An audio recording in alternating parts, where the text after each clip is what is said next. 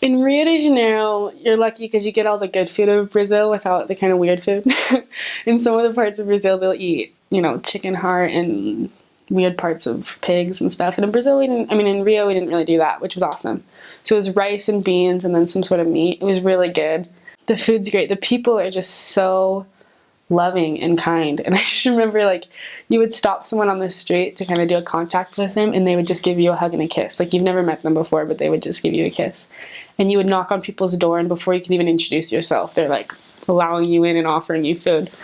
Which in the beginning was kind of scary, but it's awesome. Like, the culture there is just so loving and so colorful and so kind. And I loved Relief Society because the women are just so, like, they're always using their arms and they're yelling and they're singing and they're just doing funny things. And I think my biggest advice for anyone going there is just embrace it. Because in the beginning, there's some things that, we as Americans think are rude that they say. It's just different cultures. And I remember in the beginning just being quiet and kind of like wide-eyed, like, you guys can't say that. And then I just realized, that's part of their culture. And once I embraced it, it's just so much easier to love the people and to bond with them and to get them to trust you. And so it's different, but it's so great once you kind of just let go and, love it. And the other thing is, I don't know if this is all Brazil or just in Rio. I think it's all Brazil.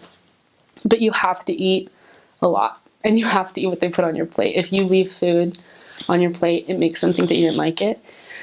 And so my advice is just taking a little at a time and then going back for like fifths and sixths. But if you eat a lot of food, they will love you.